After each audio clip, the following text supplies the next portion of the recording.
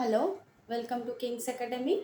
I am Satarju, your mathematics teacher, and I am going to teach class 10 mathematics now. सबसे पहले सबको एक चीज़ बताना चाहूँगी कि आज हम स्टैटिस्टिक्स से स्टार्ट करने वाले हैं। स्टैटिस्टिक्स है चैप्टर नंबर 13, जो एनसीईआरटी बुक्स में चैप्टर नंबर 13 है, वो स्टैटिस्टिक्स स्टार्ट करने वाले हैं। तो अभी क्लास 9 में जो आप लोग पढ़े हुए हो कि ग्रुप डेटा क्या होता है, सेकेंडरी डेटा, प्राइमरी डेटा, ये क्या होता है। प्राइमरी डेटा मतलब जो मेन सोर्स से हम कलेक्ट करते हैं वो प्राइमरी डेटा होता है। सेकेंडरी डेटा जो प्राइमरी डेटा से हम दूसरी इंटरप्रिटेशन बनाते हैं, दूसरा सेटअप डेटा बनाते हैं, तो वो होता है सेकेंडरी डेटा। तो ये सब डेटाज के बारे में पढ़े हैं और कुछ ग्राफिकल रिप्रेजेंटेशन, टेबल कैसे बनाना है, फिर उसके बाद जो हिस्टोग्राम, पॉलीगन्स, ये सब कुछ किए हैं। तो और एक चीज़ है जो नॉर्मल मीन मतलब नॉर्मल एवरेज जो है, नॉर्मल मीन, वो हम पहले से ही जानते हैं कि जो टोटल नंबर ऑफ ऑब्जर्वेशंस है उसको हम डिवाइड कर सकते हैं total sum of observations divided by total number of observations. तो ऐसे हम लोग ने किए हैं। तो वो था नॉर्मल मीन। तो अभी हम लोग जो पढ़ने जा रहे हैं उसको बोलते हैं सेंट्रल टेंडेंसी। मतलब जो डेटा हम हमारा है उसका जो मीन, यहाँ पर सेंट्रल टेंडेंसी में तीन अलग अलग टॉपिक है आपके इधर।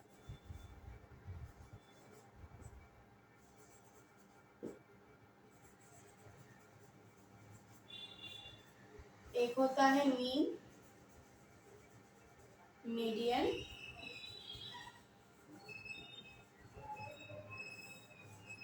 मोड। तो डेटास को समझने के लिए उससे कुछ नया इंटरप्रिटेशन निकालने के लिए हम लोग ये सेंट्रल टेंडेंसी को यूज़ करते हैं। तो अभी जो हम लोग पढ़ने वाले हैं डिटेल में वो मीन को करने वाले हैं, ठीक है। तो मीन क्या होता है, पहले हमने ऐसे डिस्कस किए कि mean is just getting the average of some values.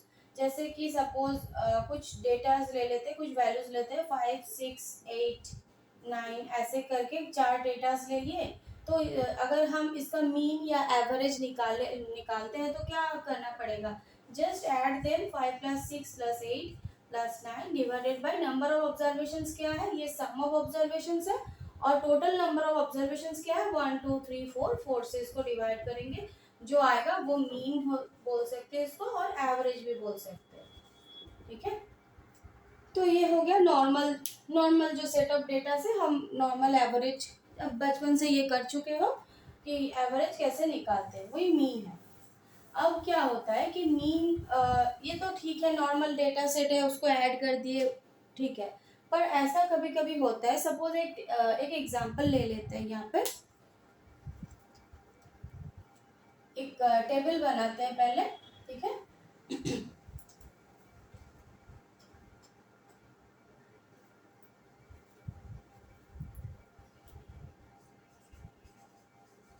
Marks obtained, एक क्लास में कुछ स्टूडेंट्स का जो मार्क्स है उसको हम एग्जाम्पल के तौर पर लेते हैं।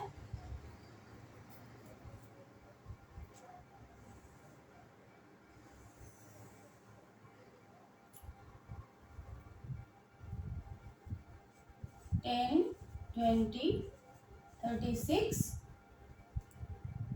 40, 50, 56,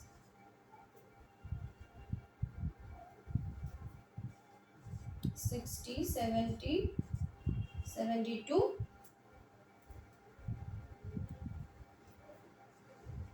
80, 82, सॉरी 88, 92, 95। ये हो गया हमारा एक मार्क्स, जो जो मार्क्स मिला है उसका एक मार्क्स ऑब्टेन हम इधर लिखे। और क्या होगा कि नंबर ऑफ स्टूडेंट्स।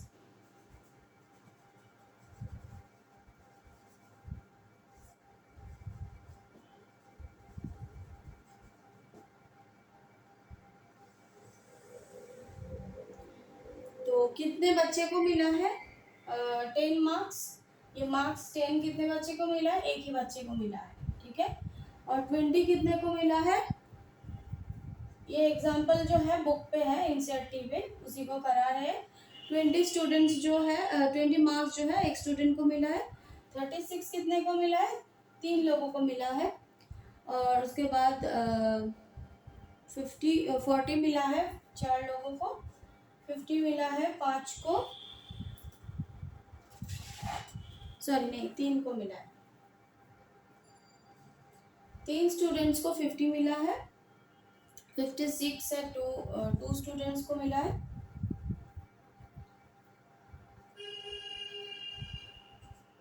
4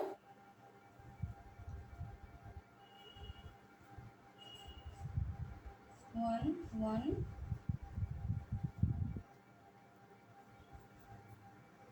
2 3 1। ये थोड़ा ऊपर में स्पेस ज़्यादा कर दिए थे इसलिए प्रॉब्लम हो गया, कोई बात नहीं। अब जब टेबल बनाओगे उस टाइम में इसको ख्याल रखना। अच्छा, यहाँ पर क्या करेंगे, टोटल चाहिए मेरे को, इसका टोटल, ये नंबर ऑफ स्टूडेंट्स, इसको हम कैसे बाद में डिनोट करते हैं, आप पहले समझ लो। ये नंबर ऑफ स्टूडेंट्स जो है उसका टोटल चाहिए, क्योंकि टोटल नंबर ऑफ ऑब्जर्वेशंस कितने हैं वो चाहिए। कितना स्टूडेंट्स है क्लास में उसको टोटल करना पड़ेगा, तो इसको ऐड कर देंगे, टोटल निकालेंगे इसका। और क्या करेंगे, ये जो मार्क्स ऑब्टेन्ड है ये एक स्टूडेंट को 10 मिला है और एक स्टूडेंट को 20 मिला है, 3 स्टूडेंट को 36 मिला है। तो इसको अगर हम मतलब ये जो वैल्यूज है इसको टोटल करके हम अगर डिवाइड कर देंगे इस नंबर से तो नहीं बनेगा हमारा आंसर। क्यों नहीं बनेगा, क्योंकि ये देखो 10 और 20 एक एक जन को मिला है, ठीक है, पर 36 तो 3 जन को मिला है ना, तो 36 ऐड करने से नहीं होगा। क्या ऐड करना है, सम करना है सबका। क्या ऐड करना है, 36 इंटू 3 करना है, 40 इंटू 4 करना, तब हमको पूरा सम मिलेगा। क्यों पूरा सम मिलेगा, क्योंकि 3 स्टूडेंट को 36 मिला है। अगर हम मेरे को टोटल मार्क्स निकालना है पूरा क्लास का, कितना टोटल कितना मिला है पूरे क्लास में नंबर्स, तो वो करने के लिए हमको मल्टीप्लाई करना पड़ेगा ना। ये एक स्टूडेंट को 10 मिला है तो 1 इंटू 10, 20 इंटू 1, ऐसे करके पूरा मल्टीप्लाई करके हमको टोटल निकालना है। उसके बाद क्या करेंगे कि नंबर ऑफ स्टूडेंट्स जो है उसको निकाल के डिवाइड कर देंगे ये जो टोटल था। Sum of observation divided by total number of observation, ये नॉर्मल जो फॉर्मूला है, गोल्डन रूल जो है ये है मीन का, ठीक है।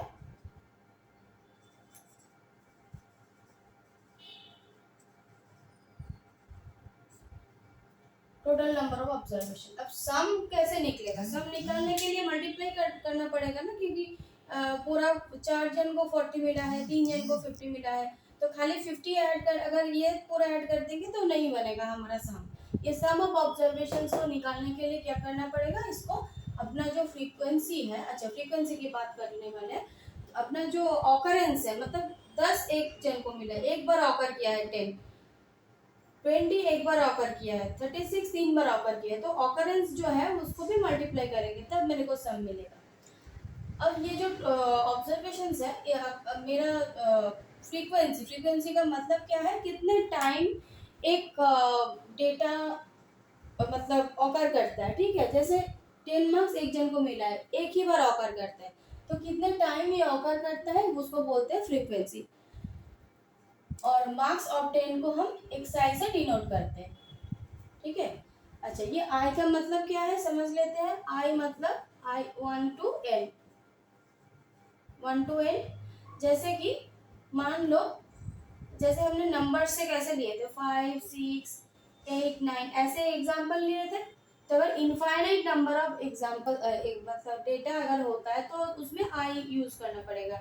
एक्साई, एक्साई का मतलब क्या है, x1 x2 पूरा data set, x3 up to xn तक, okay. i equal to 1 to n मतलब ये जो xi के जगह 1 2 3 4 5 6 7 8 9 10 करके n जितना तक इनफाइनाइट नंबर ऑफ अगर डेटा होगा तो n तक होगा।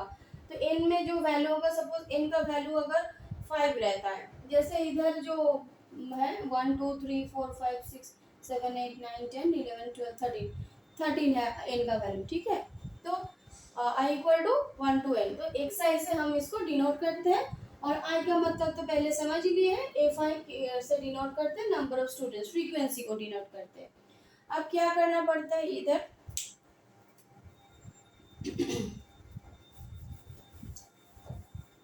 क्या पूछा है, सम ऑफ ऑब्जर्वेशन निकालना पड़ेगा। सम ऑफ ऑब्जर्वेशन का मतलब 10 into 1, okay, 10 into 1 plus 20 into 1, ऐसे करके पूरा ये जो है इसको करना है, प्लस 36 इंटू 3, 36 इंटू 3, तो ऐसे करना है। तो ये जैसे स्टैटिस्टिक्स में पूरा मल्टीप्लाई करके करके जाना है, करके सम ऑफ ऑब्जर्वेशन निकलेंगे।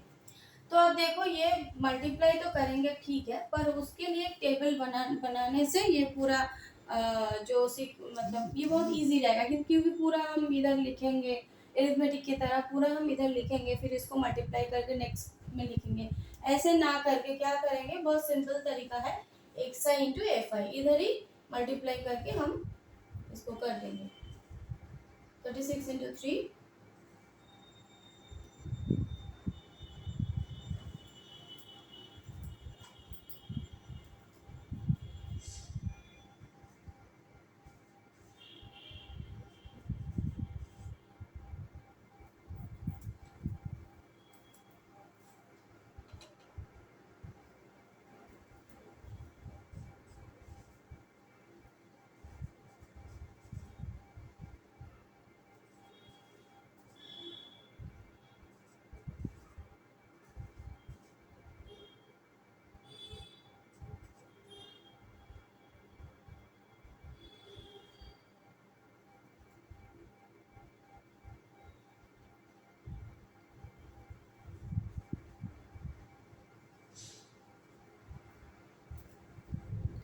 10 20 108 160 150 112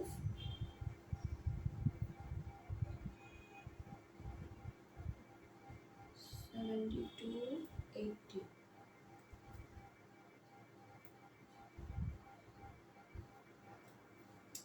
तो ये हमारा आ गया total number of sum of observations, ये आ गया टोटल नंबर ऑफ ऑब्जर्वेशंस। अब टोटल नंबर ऑफ ऑब्जर्वेशंस कितने हैं, 1 2 5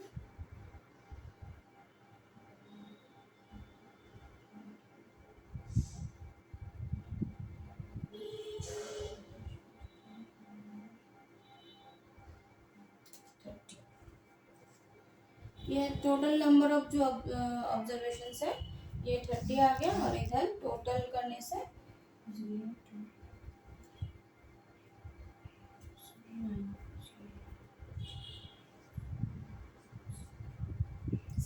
1779।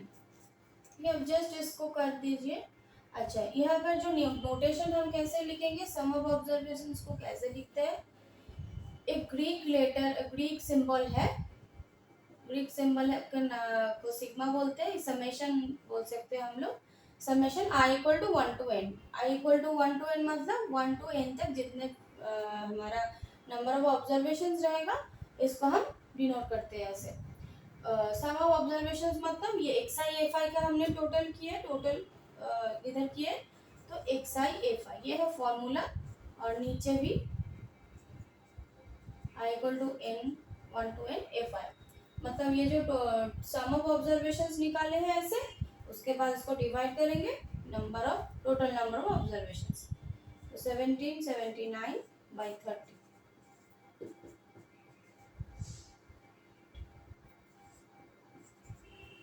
59.3, ये आ गया हमारा मीन। ठीक है, तो ये हम सिंपल जब ऐसे डेटास रहेगा, कुछ मार्क्स दिया हुआ रहेगा, कुछ कोई भी अगर डेटा दिया रहेगा और उसके साथ से उसकी फ्रीक्वेंसी है, तो जस्ट मल्टीप्लाई कर देंगे, एक्स आई एफ आई के टेबल निकलेगा, एफ आई का तो टेबल है ही ऑलरेडी, तो उसको सम करके जस्ट मीन हम निकाल सकते हैं। ठीक है, ये नॉर्मल एक है। इसके बाद सेम डेटा से और एक कैलकुलेशन करते हैं, जैसे कि मान लो अभी ये तो बहुत ही छोटा डेटा सेट है, उतना बड़ा भी नहीं है। अगर मान लो बहुत बड़ा डेटा सेट हो जाता है तो प्रॉब्लम क्या आता है इसमें? प्रॉब्लम आता है कि पूरा डेटा सेट को ऐसे ऐसे मल्टीप्लाई करते हुए बहुत टाइम लग जाता है, ठीक है।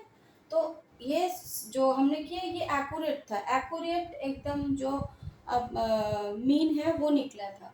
पर अगर बहुत ज़्यादा डेटा सेट, बहुत बड़ा डेटा सेट रहेगा तब प्रॉब्लम अराइज होगा कि इतना मल्टीप्लाई नहीं कर पाएंगे। तो क्या करना पड़ेगा इसके लिए?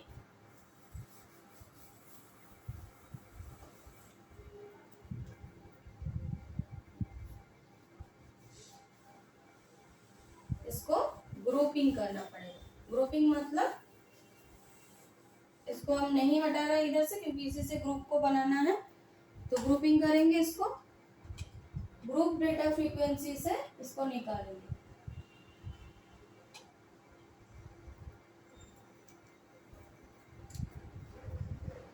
ग्रुप बनाने के लिए क्या करना पड़ता है? क्लास इंटरवल, मतलब एक रेगुलर इंटरवल में क्लास को बनाएंगे। कैसे बनाएंगे?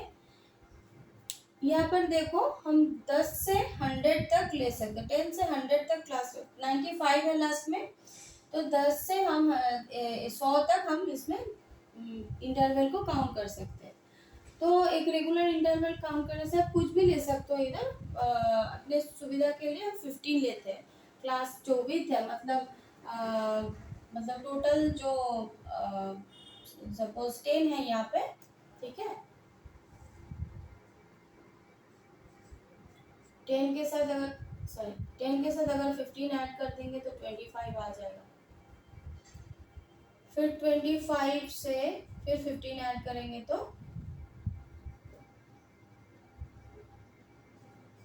40 हो जाएगा। फिर 40 से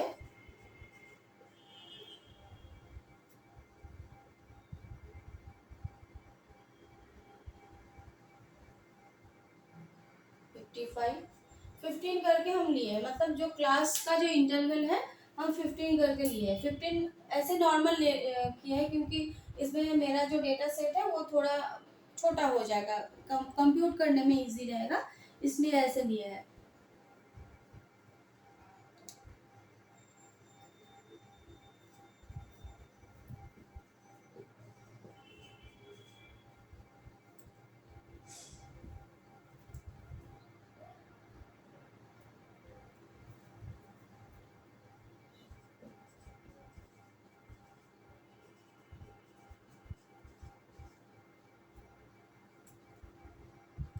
ये क्या है? अपर क्लास लिमिट है, ये क्या है? लोअर क्लास लिमिट है, ठीक है। और ऐसे जो फर्स्ट जो क्लास है उसका जो अब लोअर क्लास लिमिट जो है वो सेकेंड क्लास का अपर क्लास लिमिट बन जाएगा, ठीक है। तो ऐसे करके हम मतलब ये जो डेटा सेट है इसको छोटा कर सकते हैं इसके बाद। अच्छा, अभी हमारा जो मतलब एक्सआई था वो चेंज हो जाएगा, ये एक्सआई एफआई नहीं रहेगा जो पहले था, क्योंकि अभी ग्रुपिंग हो रहा है, ग्रुप कर रहे हैं हम इसको, इस सेम डेटा को हम ग्रुप में ला रहे हैं, तो वो जो फ्रीक्वेंसी है वो भी चेंज हो जाएगा ना इधर। तो देखिए अभी फ्रीक्वेंसी, नंबर ऑफ स्टूडेंट्स इधर लिखते हैं।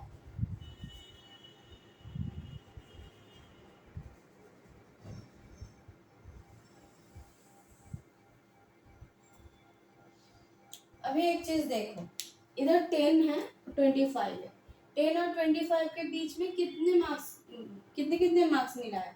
10 मिला है, 20 मिला है, और कुछ नहीं है। तो इसका जो ये एफ आई इसको बोलेंगे, ठीक है। एफ आई क्या रहेगा इधर? फ्रीक्वेंसी क्या रहेगा? मतलब दो बार ऑकर किया इधर, एक बार 20, एक जन को 20 मिला, एक जन को सॉरी एक जन को 10 मिला, एक जन को 20 मिला, तो हम इधर क्या करेंगे? इसको 2 लिखेंगे, मतलब दो फ्रीक्वेंसी, फ्रीक्वेंसी है इसका 2 है। अच्छा, इसके बाद है 25 टू 40 है, 25 टू 40 मतलब 40 तक, मतलब 40 से पहले का जो नंबर्स है उसी के बीच में क्या ऑकर कर रहा है उसको इधर लिखेंगे। 40 को इधर कंसिडर नहीं करेंगे। सपोज कोई अगर इधर 40 है लोअर क्लास बाउंड्री, तो इसीलिए क्या करेंगे, जब जिसका अपर क्लास बाउंड, मतलब इधर देखो इधर 40 है ना नंबर, तो ये 40 का जो फ्रीक्वेंसी 4 है ये इस क्लास में नहीं आएगा, क्योंकि ये 25 टू 40 तक है, ठीक है। 40 के पहले तक 39 तक जो वैल्यूज रहेगा वो इसमें रहेगा, 40 से जो स्टार्ट होगा वो इधर रहेगा।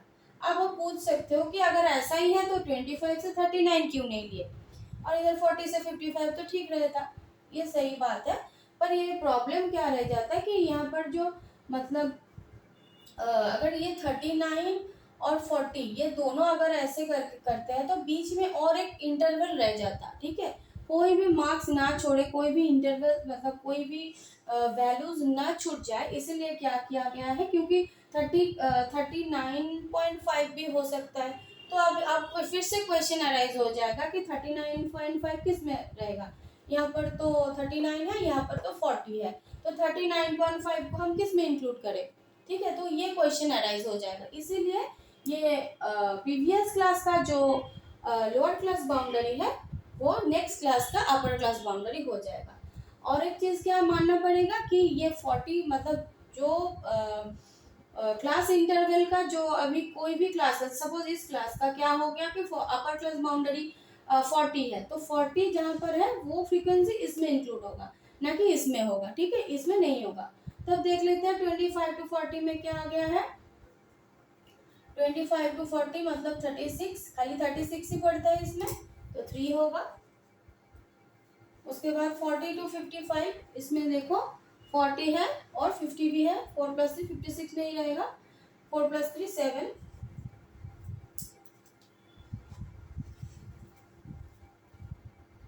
55 to 70, 55 मतलब 56 7 60, ये दोनों 4 + 2 ये दोनों ऐड होगा 6, फिर 70 to 85, 70 to 80 ये होगा, इसको ऐड करना पड़ेगा, 4 + 1 + 1 6, फिर क्या है 80 92, इसमें 85 to 100 क्या है इसमें 2, 88 का 2, 92 का 3, 95 का 1, 3 + 2 5 6, फिर से 6 होगा। ठीक है, ये हमारा आ गया।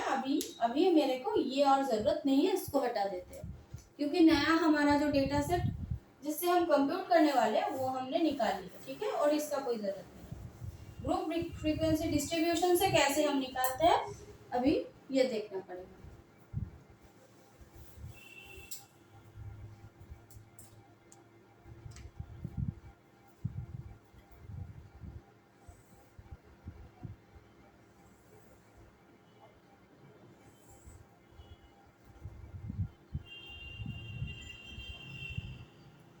अच्छा, अभी देखो ये हम तो एफ आई तो निकाल लिए। ठीक है, एफ आई तो है मेरे पास। अब एक्स आई कैसे निकलेगा, यहाँ पर तो 10 भी है 25 भी है, तो हम 10 25 दोनों को एक्स आई ले पाएंगे क्या। दोनों एक्स आई तो नहीं होगा, एक्स का वैल्यू तो एक ही होगा एक डेटा सेट में। तो इसीलिए क्या किया जाता है कि क्लास मार्क निकालते हैं, और एक टर्म है ये क्लास मार्क, सॉरी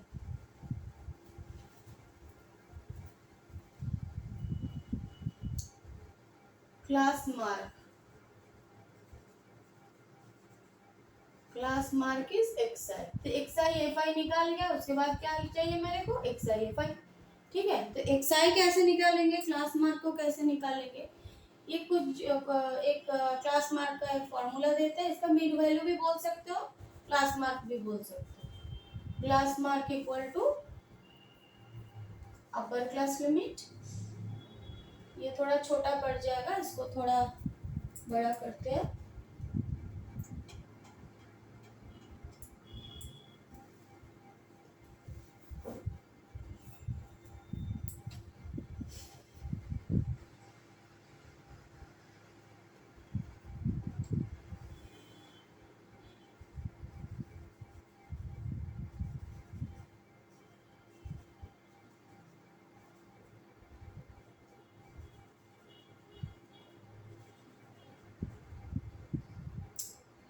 फिर शॉर्ट इधर लिख देते। ठीक है, आप लोग अपने जगह ठीक से लिख लेना।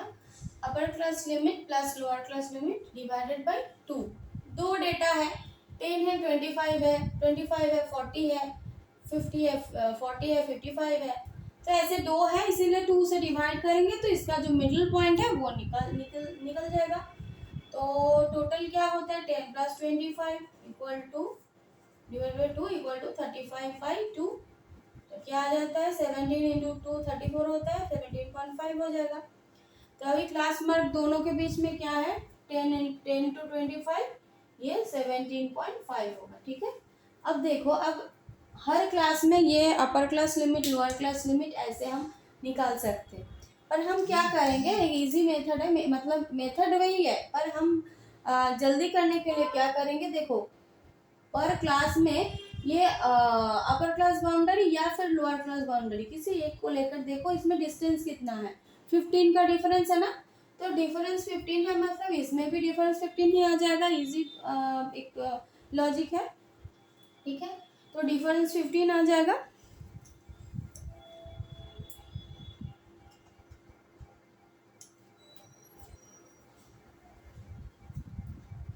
अच्छा इसके बाद इसके साथ 15 अगर ऐड करते हैं तो 32.5 है।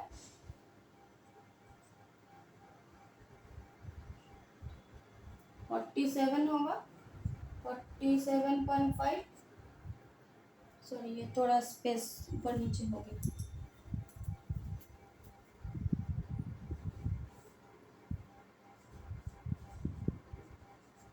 47.5 फिर 62.5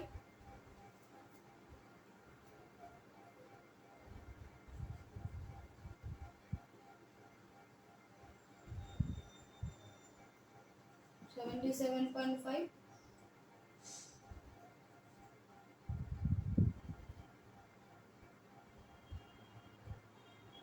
92.5 77.5 92.5 ये आ गया। अब क्या करना है जस्ट मल्टीप्लाई जैसे पहले किए थे एफ आई एक्स आई को मल्टीप्लाई करेंगे ये हो जाएगा 35 60 नहीं 62 नहीं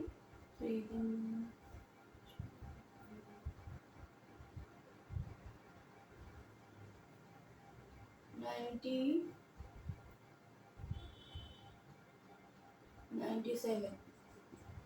97 हो जाएगा। सॉरी 97.5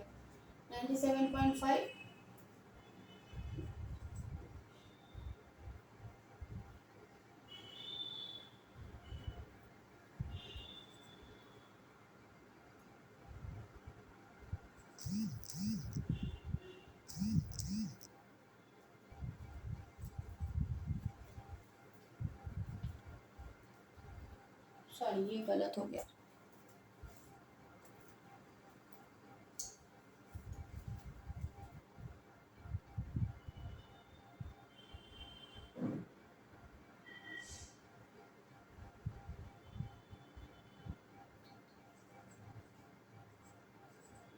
तो ये 32.5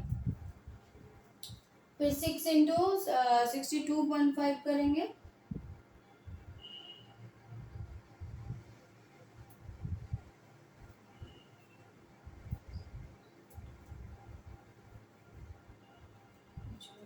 जीरो आ जाएगा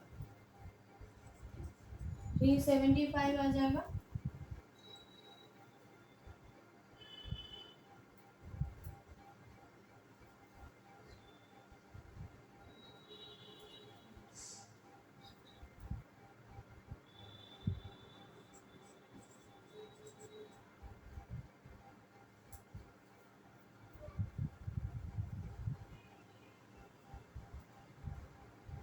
इधर सब पॉइंट के बाद जीरो आ जाता है क्योंकि 6 5 से 30 हो जाए इसलिए हम पॉइंट जीरो को नहीं लिख रहे। ठीक है। ये 0.5 था इसलिए इसको लिखे। इधर भी जीरो होता है 0.0 तो नहीं लिखते इसको छोड़ देते हैं।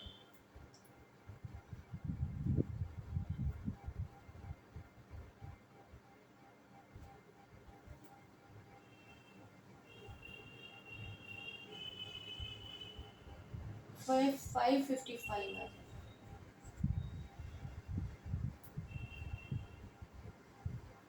ठीक है ना।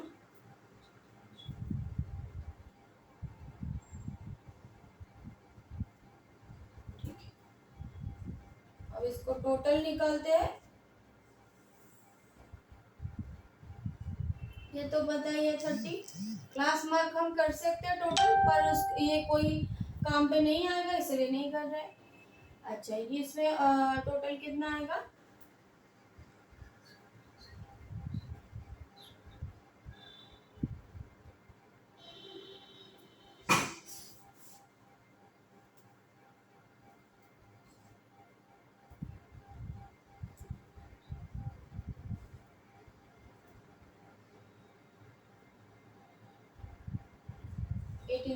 ठीक है, 1860 इसका टोटल आ जाएगा।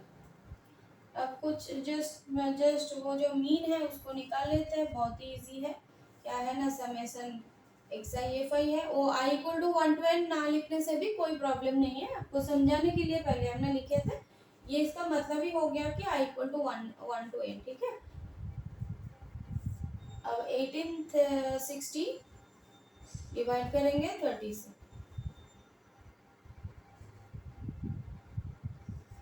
अब ये एक चीज देखो, सेम डेटा सेट सेम सब कुछ है, पर इसमें क्या है कि एक उधर 59.3 आया था फर्स्ट जो मेथड पे हम लोग ने किए थे, अभी क्या आ गया 62। तो आपको क्वेश्चन आ सकते हैं कि कौन सा वाला सही है।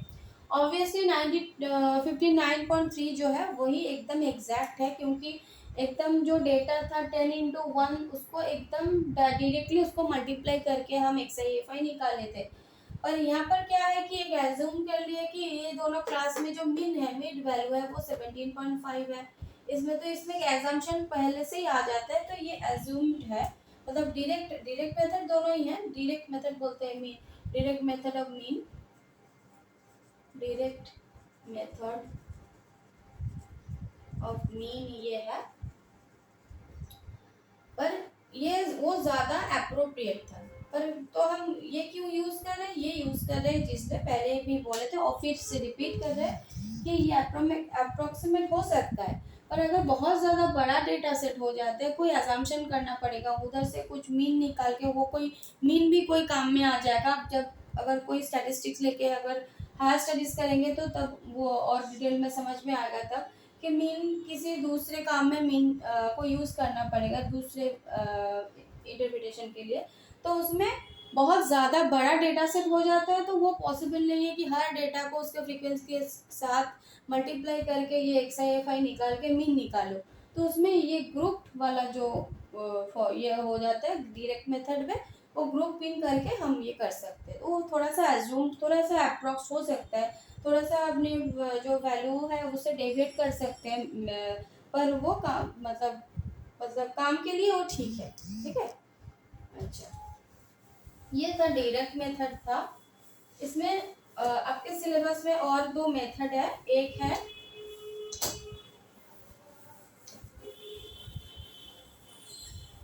डायरेक्ट मेथड के बाद और एक आता है एज्यूम्ड मीन, ठीक है, assumed mean.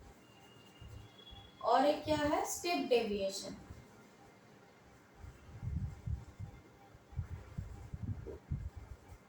Step deviation method, ये दो मेथड हम सीखने वाले हैं।